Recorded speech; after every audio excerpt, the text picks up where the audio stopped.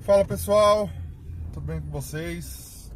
Vamos falar desse jogo terrível que aconteceu ontem entre Corinthians e Internacional, que acabou acarretando na demissão do Dorival Júnior. Então, comentando com meus colegas, eu já estava imaginando que o Dorival queria isso, porque as entrevistas que ele estava dando, as coletivas, era atacando indiretamente a diretoria. Os jogadores, eu acho que eles também se sentiam um pouco ofendidos por conta dele toda hora insistir em contratação, com esse time, com esse time, tipo, um campeonato emergente dá pra ganhar, mas assim, se for a longo prazo não consegue. Então eu não sei se isso daí também feriu o ego dos jogadores, né? Mas eu comentando com meus colegas, eu falei, pô, as entrevistas dele tá dando a entender que ele não quer ficar. Que ele tá, tipo, tá atacando o foda-se, né? Que é o português claro, assim. Então, e eu tinha essa sensação, e de uns tempos pra cá eu também comecei a ter a sensação de que o Corinthians já não queria mais ele, né? Se a gente olhar, tirando a Copa do Brasil e tirando a Supercopa, o Corinthians não fez um bom ano em 2025 no comando dele. O Corinthians não fez um bom ano. O Corinthians terminou atrás do Santos, que fez uma campanha ridícula no Campeonato Brasileiro do ano passado. O Corinthians perdeu pontos para praticamente todos os times que estavam brigando na parte de baixo da tabela. Então, assim, o Corinthians entregou pontos de mão beijada e esse ano continua entregando pontos de mão beijada. O Corinthians entregou o Campeonato Paulista praticamente pro Novo Horizontino, pro Palmeiras praticamente entregou. E é isso. O que aconteceu foi o ponto fora da curva, que foi aqueles 4 últimos jogos, né? Os 2 jogos contra o Cruzeiro e os 2 jogos contra o Vasco. Isso acabou acarretando no título da Copa do Brasil. E o Corinthians jogou bastante contra o Flamengo. Então eu creio que esses 2 títulos que segurou o Dorival até agora, mas a eliminação pro Novo Horizontino, a derrota pro Coritiba em casa, que, gente, não venhamos, a pessoa perder pro Coritiba, perder pro Vasco, é o fim do mundo, cara. E ainda da forma que jogou. E ontem, o Internacional não fez um brilhante jogo ontem.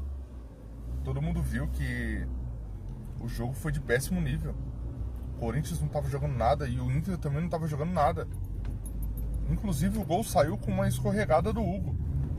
Então, não achei também que o Internacional fez essa partida excepcional.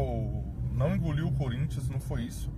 Mas, pô, cara, 9 jogos sem vencer, não tem como. Por mais que eu goste de uma pessoa, não tem como defender uma pessoa sem 9 jogos, mano.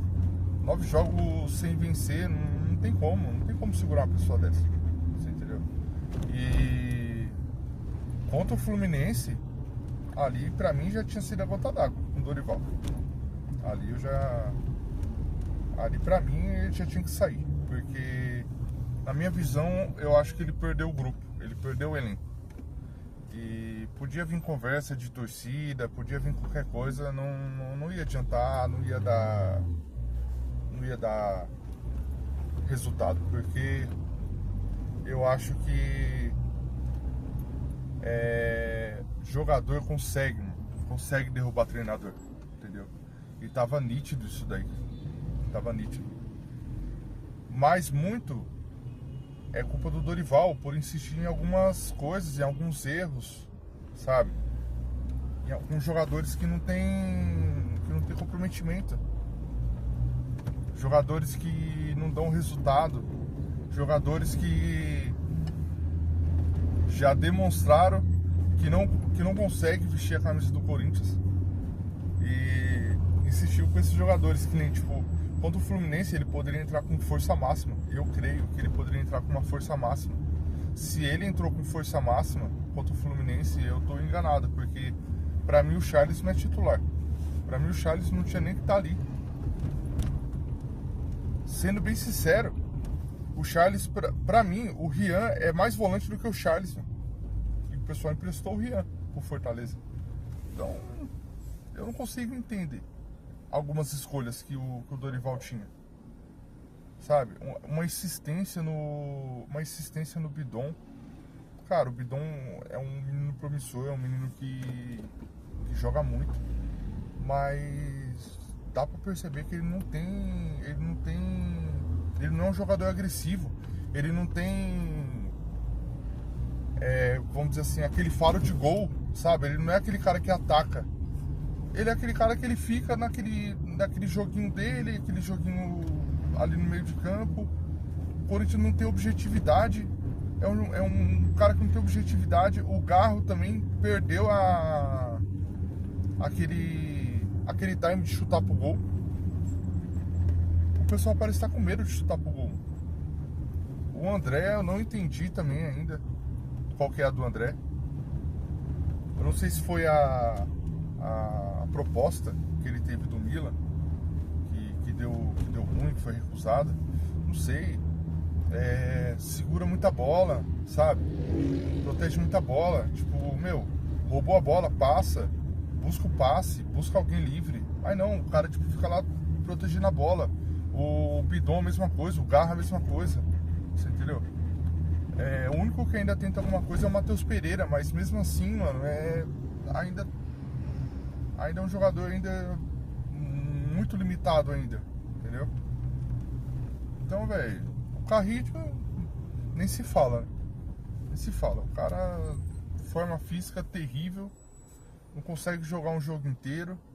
E é esse negócio também, tipo, é um cara que não chuta pro gol, é um cara que ele sempre busca alguém e não consegue encontrar. O pessoal parece que se esconde. Então, mano, sendo bem sincero, o Corinthians tem que buscar contratações. Buscar contratações aí no meio do ano aí. E um jogador com objetividade, jogador de lado de campo. O Caio César, eu não consigo nem analisar esse cara, mano. O cara já chegou bichado, machucado. Eu não consigo analisar esse cara. Como que eu vou analisar um cara que jogou 2 jogos e tá mal? Ah, tô com dor na coxa, Mano, contratou um cara que tá bichado, mano. Então, velho, assim, não sei o que vai ser do Corinthians aí. A nossa esperança também é o que o técnico da Holanda disse, né? Que já deixou um recado já pro Mendes, falou, seguinte, se não tiver em alto nível até lá, não vai pra Copa. Então, ou seja, eu creio que, tipo assim, se ele escolher jogo pra jogar, eu acho que agora ele não vai escolher mais. Eu acho que ele vai tentar jogar o máximo de jogo possível pra poder convencer o técnico holandês lá de ir pra Copa, né? Eu creio que vai acontecer isso. Então, pelo menos é uma notícia muito boa, né? Mas, assim, voltando ao assunto do Dorival, o Dorival, ele cavou a própria cova, entendeu? E quando tomou o gol ali, eu falei assim, se não empatar, se não virar esse jogo, eu sei que não vai virar, mas se não virar esse jogo, meu amigo, tchau. Sem massagem, não tem como. E é isso. O Corinthians voltou a fazer o torcedor passar raiva, voltou a entregar pontos para times que tá lutando na parte de baixo da tabela. Voltou o mesmo problema do ano passado. Começo a acreditar que a Copa do Brasil e a Supercopa foi um ponto fora da curva. Ganhou. mas mostrou a verdadeira face, não convenceu. Então, agora é tentar buscar um técnico que tem autoridade dentro de campo, que mostre quem que manda dentro do vestiário, porque assim, o vestiário está tomado pela liderança dos jogadores. Não sei quem que é a liderança, não sei quem que é, mas assim, isso está voltando ao filme de 2023, que você sabia que a liderança ali era a panela, né? Que era formada ali por Gil, Fagner, Cássio, esse povinho aí. Com certeza tem também a panelinha agora. Então, assim, ó, tem que vir um técnico que tire esses caras da zona de conforto. E teve um Twitter também do Martinez falando: vocês vão saber a verdade, isso. Vamos lá, para começo de conversa. O Martinez ele tem que se olhar e se perguntar: pô, eu fiz certo? Eu ir lá pra Venezuela, jogar um joguinho de várzea lá sem consultar o Corinthians, voltar machucado. Ele tem que se perguntar: ele fez certo? Pô, se ele acha que ele tá na razão, ele pode chegar e falar assim: ó, é o seguinte, gente, chega na mídia e fala assim: ó, gente, aconteceu isso, e dá a sua versão. Se você acha que tá certo, beleza. Só que até o momento, cara, eu não vou defender o Martinez. Não vou defender o Martinez porque, nada justifica o que ele fez, mano. Gosto muito dele, jogou muito a final contra o Vasco. Mas, cara, isso daí é uma coisa inaceitável, mano. Você sair do clube, você tipo, não consigo voltar. Pô, cara, você não é um cara que ganha R$1.400 por mês, não, pô. Você é um jogador de futebol que você consegue voltar sim, mano. Você entendeu? Parece aqueles caras que vai no médico, que trabalha CLT, vai no médico, vai buscar um atestado, fica arrumando desculpinha. Então o que ele fez foi muito infantil.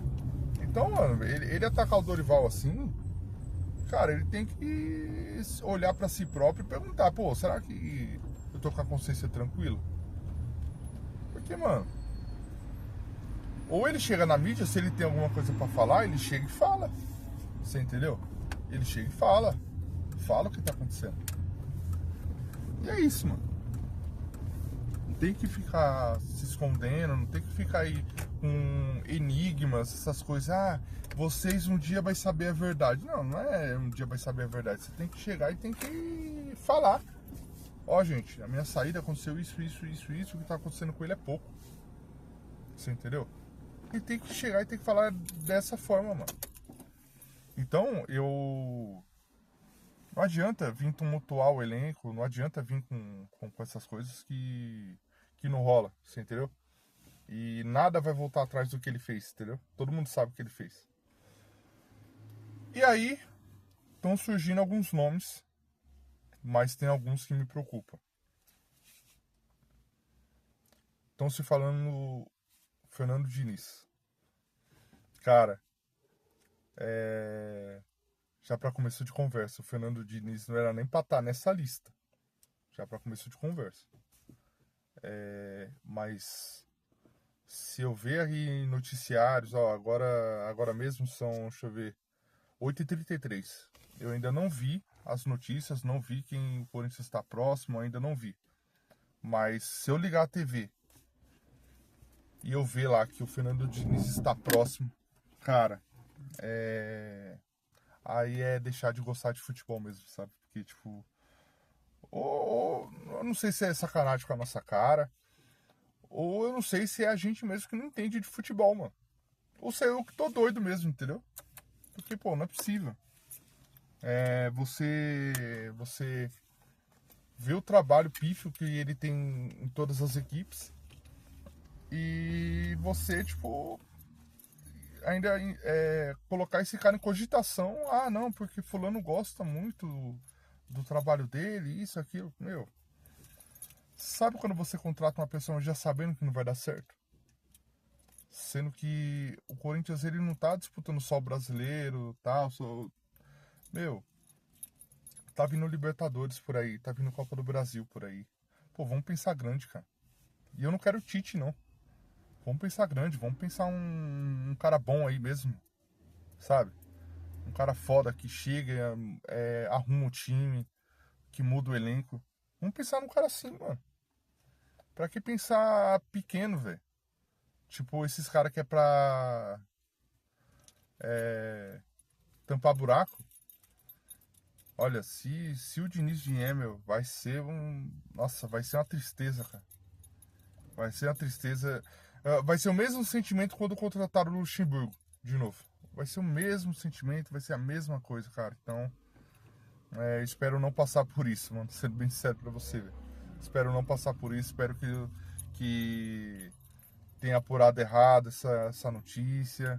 Eu espero, porque passar igual o São Paulo tá passando com a contratação do Roger Machado.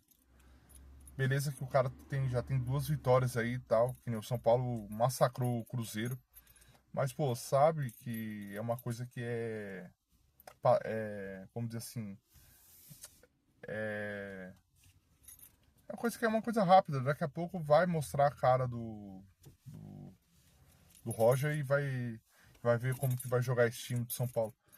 Mas, cara, eu espero que o Diniz não venha. Eu espero que o Corinthians traga alguém que à altura do clube, entendeu? Não tô falando também Felipe Luiz, porque o cara que treina, o cara novo que treina no Flamengo, eu não posso. Pra mim, eu acho que ele ainda é um cara inexperiente ainda, entendeu? Porque o Flamengo é uma seleção, né, mano? É uma seleção na mão de um cara. Então, tipo, não tem como você analisar um cara que treinou um Flamengo, né, velho? Mas vamos ver, né? Vamos ver alguns nomes aí. E o nome que o Corinthians escolher aí, a gente vai comentar um pouco aí sobre o novo técnico do Corinthians, né? E espero que seja rápido, né? Porque quinta-feira já tem jogo.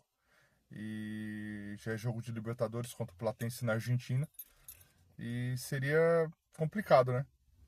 Já começar uma Libertadores sem técnico, né? Então a gente tem que ver isso o mais rápido possível, entendeu? Gente, segue a gente aí e fica com Deus.